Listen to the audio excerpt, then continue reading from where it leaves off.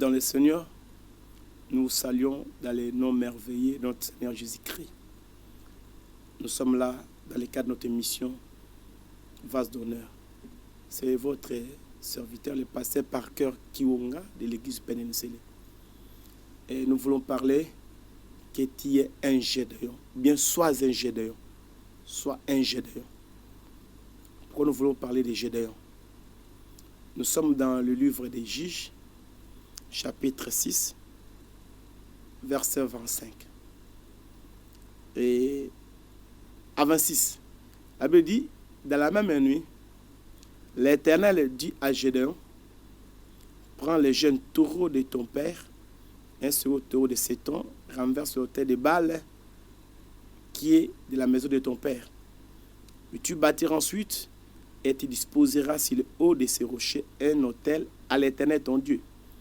Tu prendras le second taureau et tu offriras un holocauste avec le bois de l'idole que tu auras abattu. Gédéon était une personne qui vivait une vie contrairement à la vérité divine. Si nous voyons un peu plus loin, Dieu a rencontré Gédéon par au travers de son ange. Il battit les fondements. L'ange appelle Gédéon vaillant héros. Ça, c'était la vérité biblique. Donc, c'est que Dieu considérait Gédéon. Donc, l'Éternel considérait Gédéon comme un vaillant. Mais, en réalité, Gédéon se voyait le plus petit, le plus faible. Donc, c'est ça la vie d'une personne. Il y a une vérité que Dieu te voit, une vérité que Dieu te veut, mais il y a des réalités que tu vis. Donc, les réalités que tu vis ne concordent pas aux vérités que Dieu veut de toi ou bien a prévu pour toi.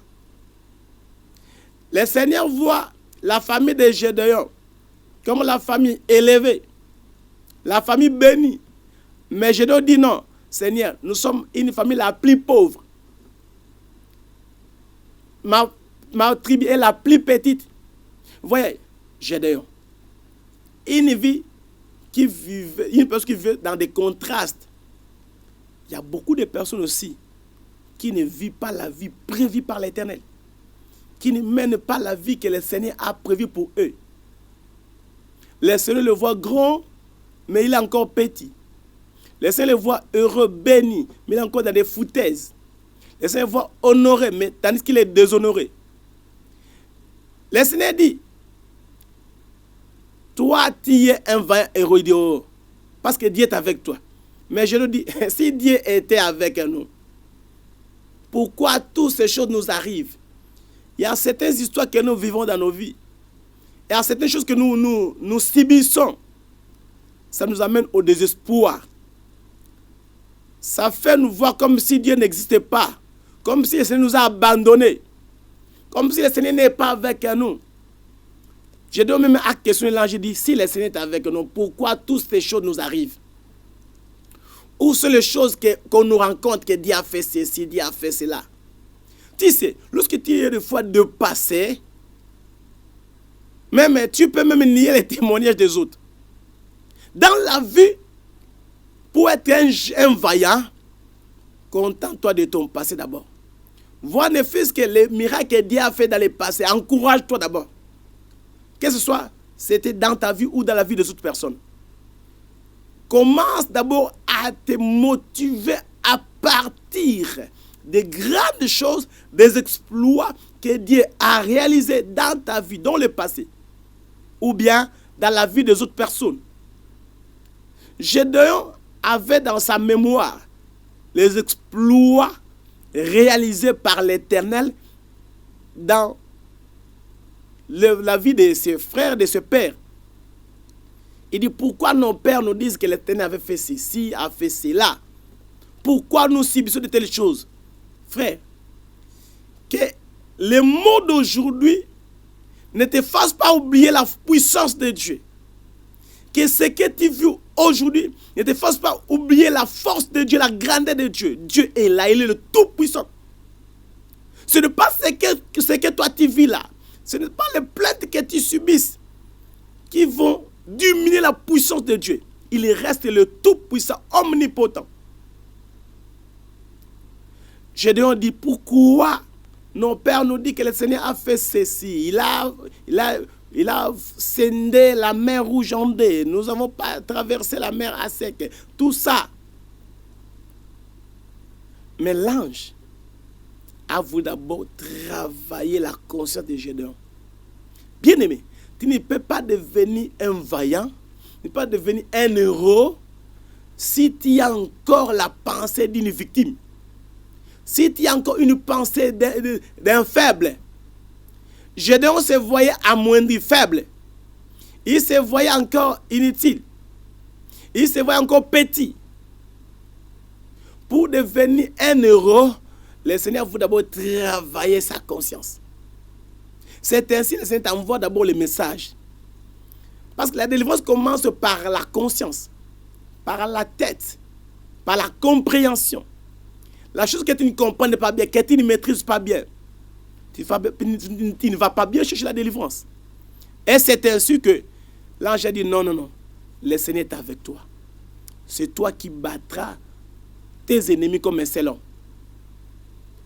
Je dis à une personne que les réalités que tu vis aujourd'hui ne te fassent pas croire comme si Dieu n'existe plus. Comme si Dieu est devenu faible. Comme si Dieu vous a abandonné. Le Seigneur est présent. Il voit. Mais il y a des préalables, il y a des choses que tu dois faire avant de vivre ce que le Seigneur a prévu pour toi. D'abord, c'est travailler ta conscience, travailler ta personnalité, travailler ton intelligence et faire les exercices nécessaires.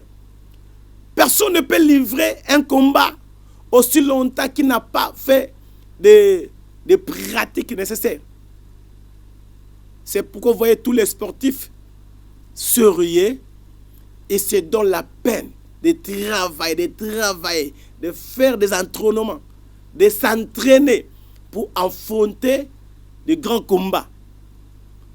J'ai toujours dit que les grands hommes rencontrent de grands défis. Et maintenant, si tu vois des grands défis, tu vois des grands mots, tu dis, en tout cas, je suis perdu. Tu n'auras jamais la victoire. Mais lorsque tu vas élever le niveau de pensée, ton niveau de pensée par rapport à tes réalités, toi tu seras supérieur et ces réalités seront au bas de toi. Et tu vas maintenant les écraser. Le Seigneur dit, je suis avec toi.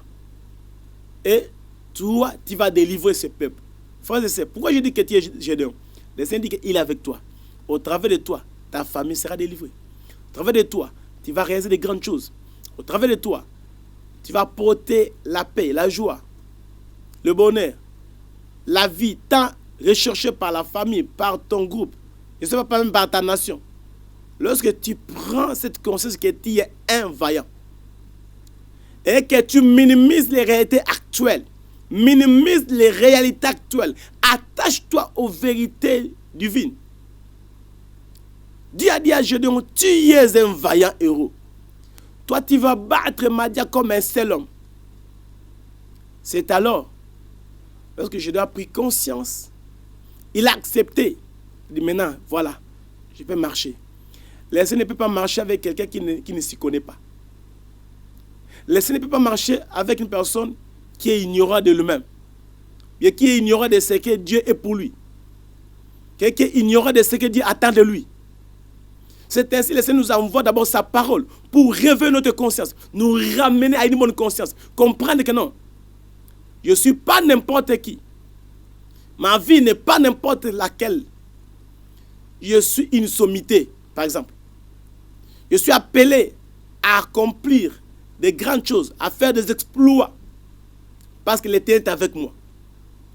Si tu vois que l'Éternel est absent de ta vie, frère, tu ne vas pas te lancer aux batailles. Tu ne vas pas te lancer au combat. Tu vas te replier sur toi-même. C'est pourquoi beaucoup de gens se sont cachés. Gédéon, lorsqu'il connaissait que Dieu n'est pas avec eux, il s'est caché. La Bible dit qu'il s'est caché au pressoir. Il lui battait les froment pour se mettre à l'abri de Madian. Pourquoi? Parce que dans sa conscience, Ils voyaient qu'ils sont abandonnés. Ils voyaient que l'Éternel n'était pas avec eux. Beaucoup de gens se cachent parce qu'ils sentent comme si Dieu est absent. Bien aimé, quoi que tes sensations, l'Éternel est présent. Il a dit, je ne te délaisserai jamais, je ne t'abandonnerai point. Ça, c'est la vérité. Et dans Matthieu chapitre 28, verset 20, il dit, je suis avec vous tous les jours, jusqu'à la fin du temps. Donc, c'est pour dire, comprends que malgré ce que tu vois, malgré ce que tu vis, l'Éternel est avec toi. Il ne t'a jamais abandonné. Et il ne t'abandonnera point. Il ne te délaissera jamais. C'est à toi de prendre conscience.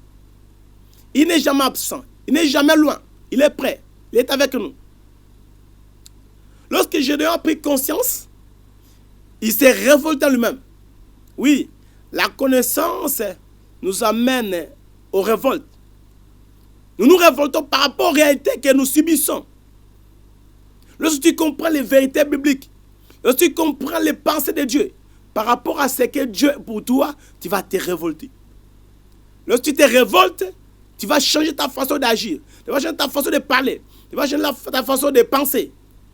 Je crois que Gédéon s'est condamné.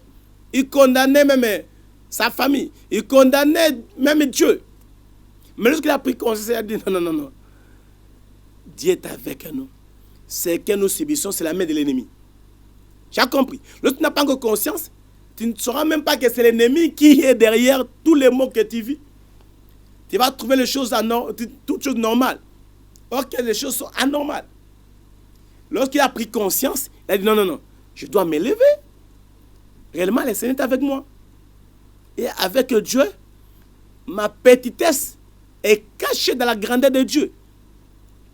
Notre pauvreté est cachée dans la richesse infiniment de Dieu. Et donc, Gédéon a changé sa façon de voir les choses, sa façon de dire. Il a dit non. Il s'est encouragé. Et il a encouragé même son entourage. Nous verrons. Lorsqu'il a pris la conscience, il a dit non. Comme Dieu est avec moi, je ne cherche pas une autre personne. Par moi-même, mon peuple sera délivré. Ce que je dis que crois que tu es Gédéon. Je te prends conscience. Par toi seul, ta famille sera délivrée. Par toi seul, je dirais que ton groupe sera délivré. Par toi seul, tu apporteras la lumière à ta nation. Comprends que tu es un Gédéon. Et l'Éternel est là pour t'aider, pour te guider. Le Seigneur dit, tu comprends maintenant que je suis avec toi, je dois apprendre conscience, il a compris. Le Seigneur a compris, le Seigneur me dit maintenant, tu as des choses à faire. Moi, je te vois plus loin, mais tu es encore bas. Je te vois grand, mais tu es encore petit. Et je te vois béni, mais tu es encore pauvre. Pourquoi? Il y a des choses qui t'empêchent, il y a des barrières. En commençant de chez toi ou de chez vous. C'était quoi? Il y a des choses qui empêchent la main de venir dans ta vie. Il y a des forces. Il y a des choses qui attirent les forces négatives dans ta maison ou dans votre maison. C'était quoi? L'autel là de Baal qui est devant la maison de ton père. Frères et sœurs, il y a beaucoup de choses qui nous empêchent d'être réellement selon le plan du vent, d'être réellement ce que Dieu veut de nous. Ces choses peuvent être héritées. Par exemple, si c'est un problème des hôtels. L'hôtel, c'est quoi? L'hôtel, c'est un endroit où les gens font des sacrifices, font des rituels. Et il y a les esprits qui écoutent les paroles qui sont prononcées sur des hôtels. Ce sont les esprits conservateurs. Les personnes qui ont fait des hôtels, qui ont même fait ces cérémonies, peuvent passer. Ils peuvent être morts des années déjà. Mais dès que toi tu nais dans cette lignée-là, tu subiras les choses. Pourquoi? Les personnes sont mortes, mais les esprits sont là. Ce sont les esprits conservateurs qui vont conserver les paroles. Par exemple, s'ils ont dit que dans cette famille, vous subirez de tels maux, vous allez vivre de telles atrocités, les personnes là sont passées. Mais leurs paroles sont conservées par les esprits. Et ils sont morts. Les hommes sont morts, mais les esprits sont là. Ils subsistent. Toi, tu ne vas que vivre les conséquences. Tu vas comprendre que ta vie est compliquée, ta vie est combattue, ta vie subit des choses anormales. Tu fais les efforts, mais tu n'arrives pas à t'en sortir parce qu'il y a certains esprits qui veillent sur les paroles prononcées sur des autels. L'autel, c'est l'autel qui soutient le trône. Bien aimé, tu ne peux pas régner si tu n'as pas un autel fort. L'autel est caché, mais l'autel est fort. L'autel est la force du trône. Vous comprenez? Donc la vie cachée d'une personne donne la force à ce qui est physique ou visible. Tu as compris? Je peux donner un exemple un peu terre à terre. Tu vois la nourriture. Lorsque nous mangeons, la nourriture est cachée. Il part dans des endroits secrets, il est caché. Nous ne voyons même pas la nourriture. Mais c'est ce qui va faire la force d'une personne.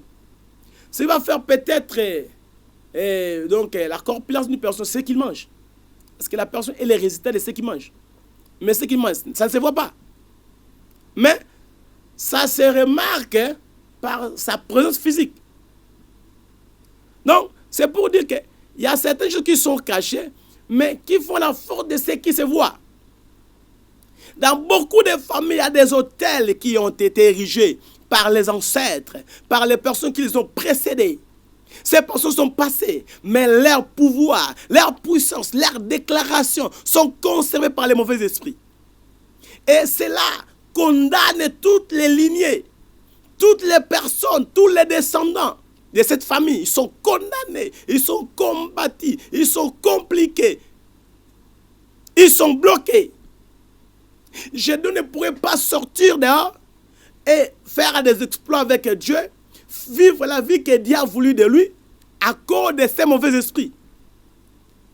Il a fallu d'abord qu'il écoute les directives de Dieu. Bien aimé, écouter les directives de Dieu, c'est bien. C'est pourquoi la Bible dit que si quelqu'un est dans la souffrance, qu'il prie. Jacques chapitre 5, verset 13. Il faut que la souffrance t'amène la prière. Lorsque les choses ne vont pas bien, va à la prière. Que ça t'amène à la prière. La prière, c'est l'endroit où nous rencontrons Dieu. Nous rencontrons Dieu. La prière, c'est l'endroit où Dieu vient nous illuminer, éclairer notre intelligence. Nous faire voir ce qui est caché. Et nous donner les directives nécessaires. Le contact personnel avec Dieu a amené Gédéon à comprendre ce qu'il est réellement. Par rapport aux choses que Gédéon vivait. Frères et sœurs, il faut faire un contact personnel avec Dieu. C'est bien beau de prier pour toi. Je sais, il y a beaucoup de gens qui aiment toujours qu'on prie pour eux. Ils vont d'une montagne à l'autre, d'une personne à une autre. C'est bien de nous soutenir. Ça, c'est biblique. De vous nous soutenir. Mais aussi longtemps que tu ne resteras que dans des soutenances, tu es faible. Un voyant cherche d'abord une rencontre personnelle. Il y a un temps où on doit te soutenir. Il y a un temps où toi, tu dois marcher avec tes propres béquilles. Avec ta propre force. Gédéon a fait une rencontre personnelle avec l'Éternel. Ce qui a changé sa façon de voir les choses. Ce qui a changé sa façon de regarder les choses. Ce qui lui a mené à comprendre que non, les réalités qu'il a en train de vivre ne sont pas les réalités prévues par Dieu. Mais c'est les choses qu'il a en train de subir venant des ennemis. Et cela lui a amené à une révolte d'abord intérieure. Lorsque tu rencontres Dieu réellement, personnellement, bien aimé, tu vas te révolter toi-même. Intérieurement, toi, ça va amener un sentiment de révolte. Ce sentiment de révolte va t'amener à prendre une autre direction. La rencontre personnelle. Tous Gédéons sont des gens qui ont fait des rencontres personnelles avec Dieu. Frères et sœurs, as-tu déjà fait la rencontre personnelle avec Dieu? Ou tu suis Dieu par l'embouteillage? Ou tu suis Dieu parce que tu es emporté par les autres? Je dirais ceci. La rencontre personnelle avec Dieu va t'amener à voir les choses d'une autre façon. Je dois compris ce qu'il est réellement.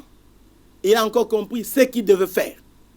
Le Seigneur dit, va, maintenant, pour que tu sortes, pour que ce qui est caché, ta marque est cachée, puisse se révéler, va battre, va détruire l'autel des Baals. Cet autel qui attire les mauvais esprits, cet autel qui conserve les mauvais esprits, il faut détruire cela. Et je dois dire non, je dois les faire. Pourquoi? Parce que d'abord, il avait compris. Imaginez s'il n'avait pas compris, il allait toujours avoir des excuses, se replier sur lui-même. Je n'osais pas. Parce que c'était dangereux, ça se risquait aussi. Hein. Vous verrez que plus loin là, lorsqu'il a fait cela, ça lui a coûté la vie aussi. Mais heureusement que son père était intelligent. Là, je dis, bravo à ce papa Joas. Je dois dire non, je vais briser cet autel. Et il s'est accompagné de 10 personnes, 10 hommes. Lui-même était convaincu que Dieu est avec lui. Il a pu convaincre les autres. Si toi-même tu n'es pas convaincu des vérités bibliques, tu ne seras pas convaincu aussi l'entourage. Tu ne seras pas convaincu de ta famille. Il faut que toi-même sois convaincu de la présence de Dieu, de la puissance de Dieu. Si tu es là, tu n'es qu'un pleurnichard, tu ne t'es que te soucier, tu ne sais que t'inquiéter, comment tu vas convaincre ton entourage? Comment tu vas convaincre ta famille? Comment tu vas convaincre les autres? Frères et sœurs, c'est le temps de voir les choses d'une autre façon. Il a convaincu les 10 messieurs qui étaient avec lui. Non, dans la vie chrétienne, nous avons besoin des autres. Dans notre parcours, nous avons besoin des autres. Même si tu as la vision, même si tu as rencontré personnellement l'Éternel, mais la présence des autres, la compagnie des autres est toujours nécessaire. Ne sois pas orgueilleux. Ne sois pas celui qui peut tout faire. Non, non, non. Tu as toujours besoin de plus petit que soi. Vous comprenez? Si je dois dire, bon, moi, je me suis rencontré avec le Seigneur, Dieu m'a parlé personnellement, et je n'ai pas besoin de personne d'autre. Comme Dieu est avec moi, même non, non. Je dois dire que je suis avec Dieu, Dieu est avec moi, mais j'ai besoin toujours des animateurs de vision. Dieu donne la vision, mais tu as toujours besoin des animateurs. Les gens qui vont t'accompagner pour animer ta vision, pour être un voyant, pour atteindre les objectifs, pour être là où Dieu veut que tu sois. Et Gédéon s'est accompagné de ses frères, de ses amis. Ils sont partis, ils ont renversé cet autel de Baal. Ils ont renversé, ils ont accepté des risques. Les vaillants acceptent des risques. Ne dit-on pas en français qui ne risque rien à rien. Dans la vie, il faut savoir risquer. Nous avons raté beaucoup de choses parce que nous n'avons pas pris le goût du risque. Les vaillants ont le goût du risque. Gédéon a accepté de risquer. Vous savez que toucher à cet autel, c'est toucher à la divinité familiale, même clanique. Mais il a risqué. Il a accepté de risquer. Il a convaincu les autres. Il a persuadé les autres. Ses amis allaient faire. Ils ont fait ça. Ils ont renversé l'autel. Après avoir renversé l'autel, la Bible a dit que le matin, les gens ont vu l'autel renversé et ils se sont informés que c'est Gédéon qui a fait cela. Ils sont venus chez son père Joas. Il dit, fais sortir ton fils parce qu'il doit mourir. Parce qu'il a touché à ce qui est sacré. C'est là où j'ai encouragé ce papa. C'est un papa qui sait protéger son fils. Il a dit, c'est à vous de prendre part à Baal. Si Baal est Dieu, qu'il se plaît de lui-même. Oh, c'est là où je bénis les chrétiens. Un chrétien ne se bat pas pour sa religion. Un chrétien ne se bat pas pour le christianisme. Parce que notre Seigneur qui est vivant, c'est Baal lui-même, il se défend. Il se défend. Un chrétien ne peut pas se battre parce qu'on a brûlé la Bible. Non, non, non. Notre Dieu est vivant, il se défend. Si on a dans d'autres religions, les gens se battent parce qu'on a touché à leur livre, on a touché à leur divinité. Ils savent que leur Dieu ne peut plus rien. Et n'existe pas, il est mort. Il est incapable de se défendre. Mais nous avons un Dieu qui se défend. Notre Dieu se défend. La Bible dit qu'il veille sur les siens. C'est pourquoi vous verrez un enfant de Dieu sérieux. Si tu cherches à les toucher, son Dieu va te contraindre à autre chose. Son Dieu est capable de te frapper, même si cela ne te connaît pas. Je me souviens un jour, il y avait un frère que j'avais réussi dans notre entretien. Il a dit, bon, moi, j'ai un problème. Après avoir relaté son problème, je lui ai dit que tu n'as pas des ennemis, j'ai un ennemi. C'est qui? Il y a un frère là qui peut avec vous, mais je ne m'entends pas avec lui. Pourquoi? Un jour, je faisais mes incantations en brousse, sur la montagne. Lui était de l'autre côté, mais vous ne me voyez pas, j'étais couvert par la brousse. Mais ces prières ont détruit mon temple. Et depuis ce jour-là, j'ai perdu mon temple. C'est pourquoi je suis furieux contre ce frère. Frère, voyez. Mais je cherche à le faire du mal, mais je n'arrive pas. Voyez. Donc, Dieu défend les siens. Le Seigneur défend les siens. Pourquoi? Le frère ne connaît rien. Il ne connaît même pas que son ami, si c'est son voisin, parce que je sais qu'ils habitaient dans les environs, son voisin les cherche de plus en plus. Mais à son ainsi, Dieu combat. Frère, quel Dieu merveilleux. Être chrétien, c'est une grâce.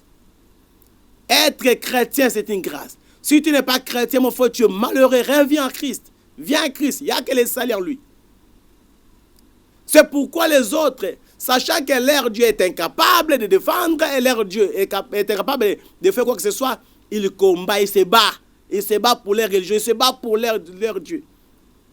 Mais voilà ces frères ici. Ils ne connaissaient rien. D'abord, lorsqu'ils priaient, celui-là, c'était un catcheur, plein de fétiches. Ne connaissait pas que les frères étaient là, mais la voix seulement que lorsque les frères criaient le nom de Jésus, ça fait disparaître son temple. Frère, quelle puissance car le nom de Jésus.